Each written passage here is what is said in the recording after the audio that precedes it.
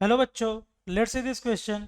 A line parallel to the line x minus 3y equal to 2 touches the circle x square plus y square minus 4x plus 2y minus 5 equal to 0 at the point.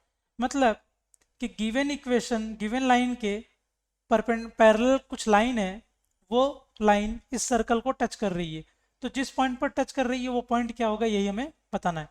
तो ऐसा कुछ होगा. ये मेरा circle है. इस circle का centre है, यहाँ से हम देख सकते हैं सेंटर है 2, -1. सेंटर है 2, -1 एंड रेडियस कितना है वो देख लेते हैं. रेडियस है जी स्क्वायर यानी 2 का स्क्वायर 4 प्लस एफ का स्क्वायर मतलब -1 का स्क्वायर इज 1 माइनस सी मतलब +5. तो ये आ रहा है मेरा √10. तो इसका रेडियस है √10. अब ऐसी कोई एक लाइन होगी जिसकी इक्वेशन दे रखा है x minus 3y equal to 2. तो इसके पैरेलल मेरे को लाइंस खींचनी है जो इसको टच कर रही हो. तो वो क्या आएगी, सिंस लाइंस पैरेलल हैं तो ये क्या लाइन होगी, x minus 3y plus lambda equal to 0 type का, क्योंकि पैरेलल लाइंस में केवल कांस्टेंट का ही डिफरेंस होता है. तो इस लाइन की इक्वेशन क्या होगी, x minus 3y plus lambda equal to 0. तो हम मान लेंगे let x minus 3y plus lambda equal to 0 be tangent tangent to the given circle to the given circle. तो गिवन सर्कल पे ये क्या है, मेरा टेंजेंट है. तो अब मुझे पता है अगर ये टेंजेंट है मेरे पास, तो हम क्या बोल सकते हैं यहाँ से. हम यहाँ से क्या बोलेंगे कि पॉइंट 2, 1 से इस पर जो परपेंडिकुलर ड्रॉप करेंगे उस परपेंडिकुलर की लेंथ कितनी होगी, रेडियस के बराबर. मतलब ये लेंथ आएगी कितनी, √10. तो मतलब इस पॉइंट से, कौन से पॉइंट से, 2, -1 से इस लाइन का डिस्टेंस कितना होगा, √10. तो 2, -1 से लाइन का डिस्टेंस लिखेंगे तो कैसे लिखेंगे, तो वो लाइन का डिस्टेंस आ जाएगा 2 -3 टाइम्स -1 प्लस लैम्डा का mod divided by under root में 1 स्क्वायर प्लस -3 का स्क्वायर, 1 स्क्वायर -3 का square that is equals to √10. तो ये क्या इंप्लाई करेगा, ये आ रहा है 2 + 3 5. तो ये आ गया 5 प्लस लैम्डा का mod divided by √10 is equals to √10, which implies 5 plus lambda का mod is equals to 10, which implies 5 plus lambda can be equal to plus minus 10. therefore lambda, अगर ये +10 हुआ तो लैम्डा की वैल्यू आ जाएगी 5. अगर ये -10 हुआ तो लैम्डा की वैल्यू आ जाएगी -15. तो लैम्डा की ये दो वैल्यूज आ जाएंगी. तो देयरफॉर हमारे पास ये आ गया. तो हम क्या लिख सकते हैं, therefore equation of tangent therefore equation of tangent is. तो टेंजेंट की इक्वेशन यहाँ से क्या हो जाएगी हमारे पास, एक बार लैम्डा की वैल्यू हम क्या रख देंगे 5 एंड एक बार लैम्डा की वैल्यू हम रख देंगे -15. तो therefore equation of tangents x minus 3y plus 5 equal to 0 and x minus 3y -15 equal to 0. तो ये होगा x minus 3y plus 5 equal to 0. और एक ऐसा कहीं आएगा यहाँ पर जिसकी वैल्यू हो जाएगी x minus 3y -15 equal to 0. तो अब मुझे बताना है पॉइंट ऑफ कांटेक्ट क्या होगा. मुझे क्या बताना है, पॉइंट ऑफ कांटेक्ट क्या होगा. तो हम यहाँ से क्या देख सकते हैं कि भाई x की वैल्यू, पॉइंट ऑफ कांटेक्ट निकालने के लिए हम क्या करेंगे, हमें सीधा सीधा ये देखना पड़ेगा कि वो कहाँ कहाँ पे टच कर रहा है, वो कहाँ कहाँ पे टच कर रहा है क्लियरली. हमको यही अगर पता चल जाएगा तो बात हमारी खत्म हो जाएगी. तो उसके लिए हम क्या कर सकते हैं, हम उसको उसको लाइन को सर्कल के साथ सॉल्व करने की ज़रूरत नहीं पड़ेगी. हम क्या करेंगे कि ये जो लाइन है ये उस पर परपेंडिकुलर, तो इस पर भी परपेंडिकुलर होगी बेसिकली. तो अगर इस लाइन का इक्वेशन हमने लिख लिया, इस लाइन का इक्वेशन लिख लिया, तो इस लाइन को इस लाइन के साथ सॉल्व करेंगे तो ये वाला पॉइंट मिल जाएगा. और इसी सेम लाइन को इस वाले लाइन के साथ सॉल्व करेंगे तो ये वाला पॉइंट मिल जाएगा. तो इस लाइन की इक्वेशन क्या होगी, अभी हमें पता है कि इस लाइन का स्लोप क्या है, 1/3.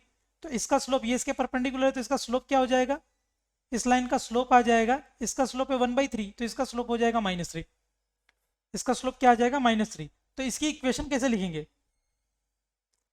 तो इस लाइन को हम बोल दे रहे हैं L, इस लाइन का नाम दे दे रहे हैं L. Therefore equation of line L is, वो क्या हो जाएगा, ये पॉइंट पास कर रहा है 2, -1 से विद स्लोप -3. तो वो आ जाएगा y minus y1 is equal to m into x minus x1. तो ये देगा y plus 1 is equal to minus 3x plus 6।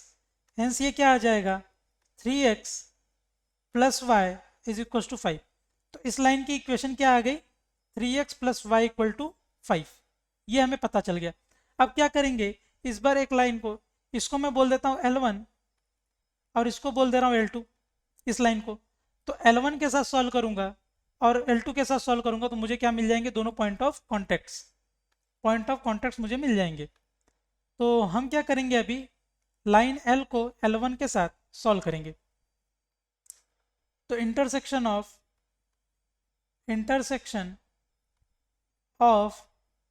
L1 and L वो कैसे आएगा, दोनों को सॉल्व करके आएगा, तो L1 क्या है मेरा x minus three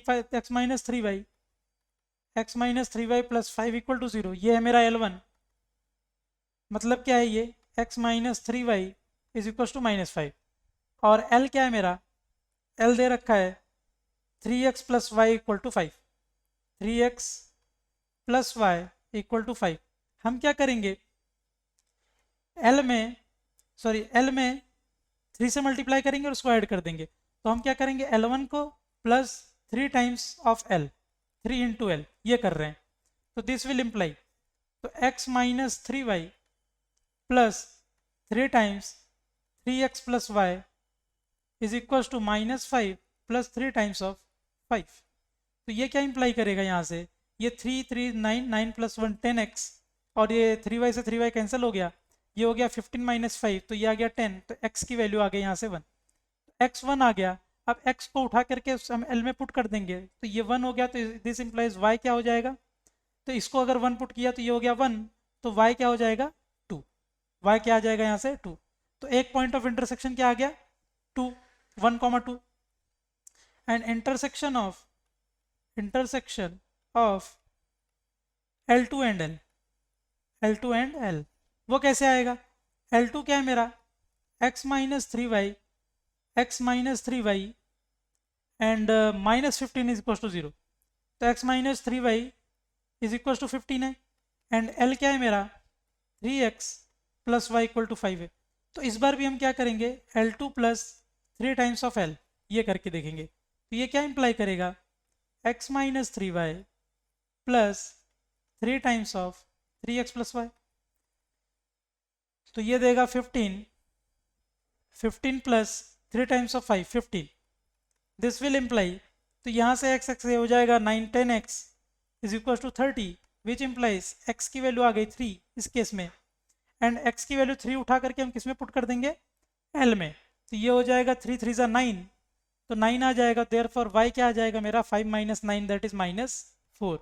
hence intersection points are, hence यहाँ से क्या मिल रहा है मुझे, देयरफॉर 1,2 एंड यहाँ से मिल रहा है 3, -4 are 3, -4 are points of contact. तो ये वही दोनों पॉइंट है जहाँ पर टेंजेंट्स क्या करेंगे कॉन्टैक्ट करेंगे। तो 3, -4 आ रहा है एक, और एक आ रहा है 1,2। तो 1,2 एंड 3, -4। तो option B and option C are correct options. I hope you understood it well. Best of luck.